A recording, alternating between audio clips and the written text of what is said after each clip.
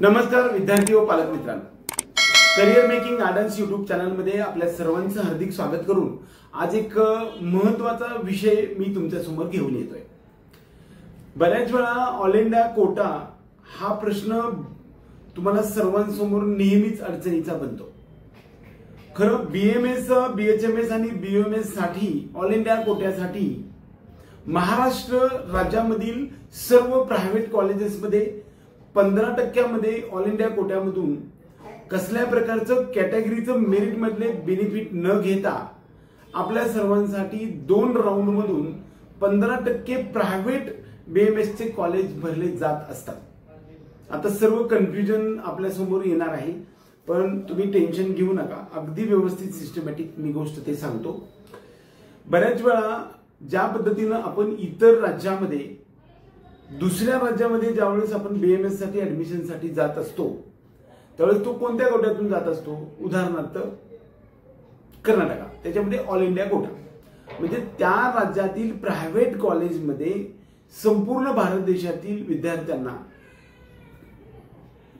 ज्या कोट्यामधून ज्या विंडोमधून जाता येऊ शकतं त्या खिडकीला आपण ऑल इंडिया कोटा असं म्हणतो। म्हणजेच AA-CCC चा ऑल इंडिया कोटा म्हणजे जो आहे तो संपूर्ण भारत देशातील गव्हर्नमेंट आणि डीम्ड मधील 100% आणि गव्हर्नमेंट कॉलेज मधील बीएमएस, बीएचएमएस आणि बीओएमएस चा 15% जागा फक्त भरल्या जातात संपूर्ण भारत देशासाठी। परंतु आताचा जो हा ऑल इंडिया कोटा आहे तो सीईटी सेल आहे। All India quota CET cell, Maharashtra CET cell all India कोट्यामधील प्रायव्हेट बीएमएस, बीओएमएस आणि बीएचएमएस च्या 15% सीट्स महाराष्ट्र राज्यामधील सर्व प्रायव्हेट कॉलेजमधील 15% सीट्स मध्ये भारत देशातील सर्व विद्यार्थी सीईटी सेलच्या वेबसाईटवरती जाऊन रजिस्ट्रेशन करत असतात। आता ह्या ऑल इंडिया कोट्यामधून संपूर्ण देशातील विद्यार्थी या कोट्यामध्ये येऊ शकतात। त्याच पद्धतीनं आपल्या राज्यातील सुद्धा महाराष्ट्रातल्या 15% मध्ये येऊ शकतात। याचं मेरिट थोडंसं कमी असतं, कारण या ठिकाणी 52,000 रुपये फीस भरून आपल्याला रजिस्ट्रेशन करावे लागत असते। 2,000 रुपये फीस आहे आणि 50,000 रुपये डिपॉझिट आहे। याला 52,000चे रजिस्ट्रेशन आपण थोडक्यात म्हणूया। ह्या 52,000च्या रजिस्ट्रेशन मध्ये आपण ऑल इंडिया कोट्यामधून रजिस्ट्रेशन केल्यानंतर आपल्याला 2 राऊंड मधून ही सर्व प्रोसेस होत असते। एक तर राऊंड 1 आणि राऊंड 2 याचं रजिस्ट्रेशन दोन्ही राऊंड मध्ये फ्रेश करता येऊ शकतं। पहिल्या राऊंड मध्ये पण करता येऊ शकतं, दुसऱ्या राऊंड मध्ये पण करता येऊ शकतं। ज्या विद्यार्थ्यांनी पहिल्या राऊंड मध्ये केलेलं आहे त्यांची एक लिस्ट, मेरिट लिस्ट लागते। त्यानंतर तुम्हाला चॉईस फिलिंग दिली जाते। मग तुम्ही महाराष्ट्र राज्यामधील प्रायव्हेट कॉलेजचे प्रेफरन्सेस देऊ शकता। त्यानंतर तुमची एक निवड यादी लागते। ही निवड यादीमध्ये कसल्याही प्रकारचं पुढचे तुमच्या समोर कॅटेगरी लिहिलेली नसते। ह्याला ऑल इंडिया कोटामध्ये कॅटेगरीचं बेनिफिट तुम्हाला मेरिट बदले मिळत नाही। म्हणजे एससी, एसटी असेल किंवा ओबीसी असेल किंवा ओपन असेल, सर्वांसाठी कॉमन मेरिट लिस्ट लागेल। ज्यांना वरचं मार्क्स आहेत त्याला वरचा नंबर लागेल। ह्याला आपण ऑल इंडिया कोटा प्रायव्हेट कॉलेजमध्ये ऍडमिशन घेण्यासाठी आपल्याला 2,000 रुपये नॉन रिफंड म्हणजे रिफंडेबल, नॉन रिफंडेबल म्हणजे फीज, आणि 50,000 रुपये हे डिपॉझिट भरून आपल्याला 52,000 रुपये भरून रजिस्ट्रेशन करता येऊ शकतं। या राऊंड मध्ये दोन्ही राऊंड मध्ये आपल्याला फ्रेश रजिस्ट्रेशन करता येतं। पहिल्या राऊंड मध्ये पण करता येऊ शकतं, दुसऱ्या राऊंड मध्ये पण करता येऊ शकतं। पहिल्या राऊंड मध्ये तुम्ही रजिस्ट्रेशन करून चॉईसेस किंवा प्रेफरन्सेस दिले आणि जर सगळं तुम्हाला कॉलेज अलॉट झालं आणि तुम्ही नाही घेतलं तरी सुद्धा तुमचे 52,000 रुपये बुडत नाही, तुम्ही पुढच्या प्रोसेसमध्ये राहू शकतात। म्हणजेच याचा अर्थ पहिल्या राऊंडला फ्री एक्झिट असते। मात्र दुसऱ्या राऊंडला नवीन रजिस्ट्रेशन केलेला विद्यार्थी असू दे किंवा पहिल्या राऊंड मध्ये न कॉलेज मिळाल्यामुळे दुसऱ्या राऊंड मध्ये जर कॉलेज साठी प्रेफरन्स देत असाल आणि दुसऱ्या राऊंड मध्ये जर तुम्हाला कॉलेजमधले एखादं कॉलेज मिळालेलं असेल आणि ते जॉईन नाही केलं म्हणजे ऍडमिशन नाही घेतलं तर 50,000 रुपये डिपॉझिट तुमचं फोरफिट म्हणजे जप्त होत असते। त्यामुळे दुसरा राऊंड फार महत्वाचा नसतो। यामध्ये 15% म्हणजे संपूर्ण महाराष्ट्र राज्यामधील 103 कॉलेजेस आहेत। यामधल्या प्रायव्हेट कॉलेज मधल्या 15% सीट्स यामधून ऑल इंडिया कोट्याच्या सीईटी सेलच्या प्रोसेसमधून 52,000चं रजिस्ट्रेशन करून आपल्याला भरता येऊ शकतात। यामध्ये पहिल्या राऊंडमध्ये फ्री एक्झिट असते, दुसऱ्या राऊंडमध्ये फ्री एक्झिट नसते. रजिस्ट्रेशन आपण दोन्ही राऊंडमध्ये करता येऊ शकतं. दुसऱ्या राऊंडमध्ये समजा सीट जर काही वेकंट राहिली तर ते सीट्स पुन्हा त्या त्या कॉलेजला दिले जातात. परत तिसरा राऊंड होत नाही, फक्त 2च राऊंड होत असतात.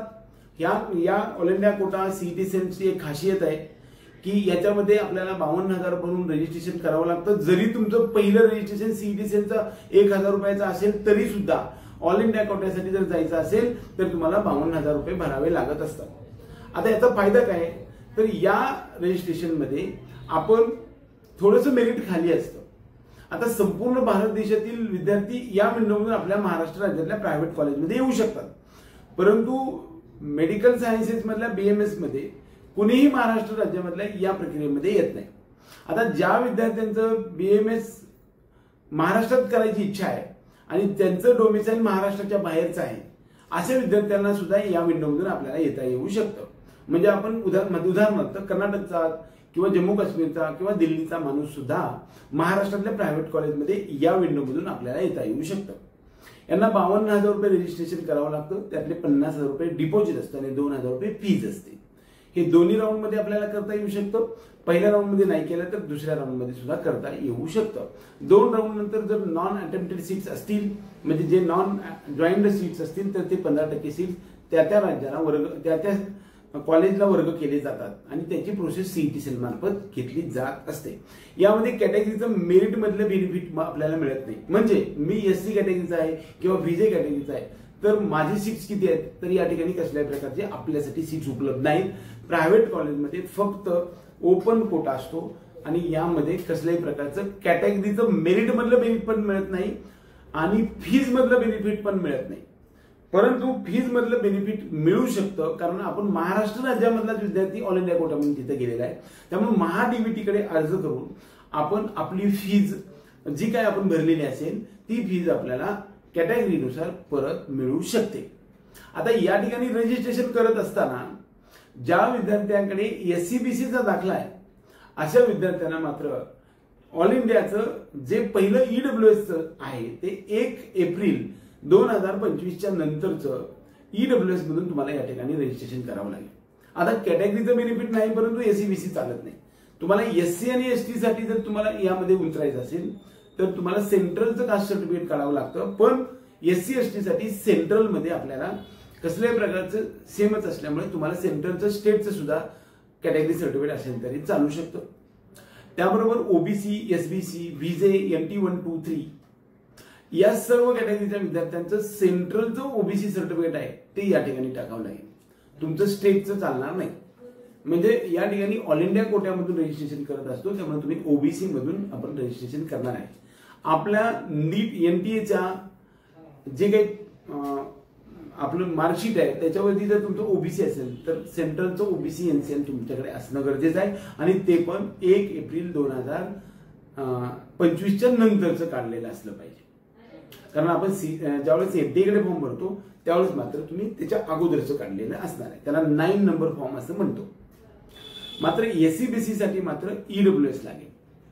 स्टेटचं ईडब्ल्यूएसच्या विद्यार्थ्यांसाठी सेंट्रलचं ईडब्ल्यूएस मधून यामध्ये फॉर्म भरावा लागणार आहे. एकंदरीत all India quota CET cell Maharashtra राज्यातील बीएमएस प्रायव्हेट, बीएचएमएस प्रायव्हेट आणि बीयूएमएस प्रायव्हेट कॉलेजमध्ये 15% रजिस्ट्रेशनची प्रोसेस सुरू झाली आणि त्याचं जे वेळापत्रक आहे ते आपल्यासोबत आलेलं आहे.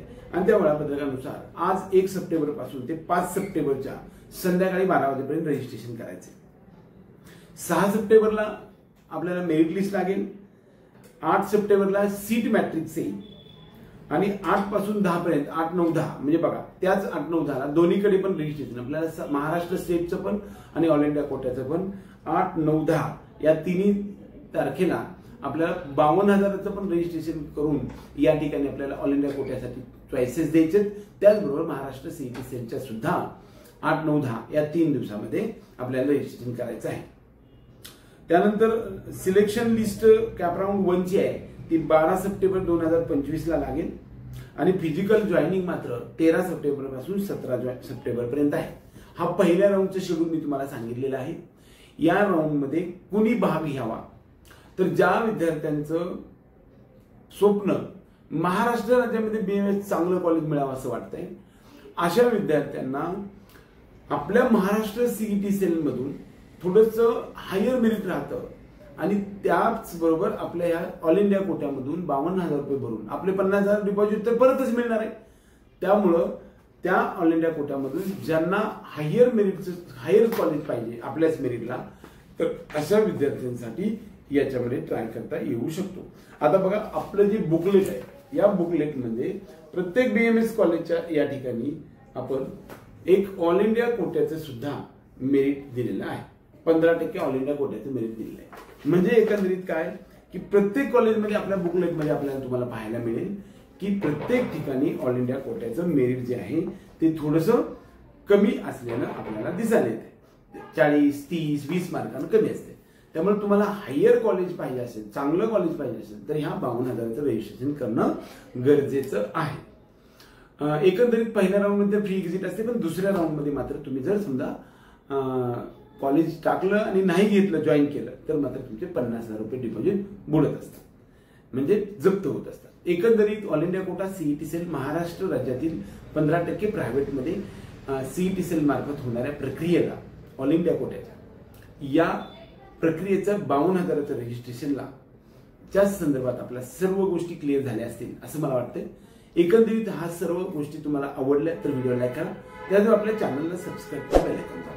एवढंच या निमित्ताने. जय हिंद, जय महाराष्ट्र.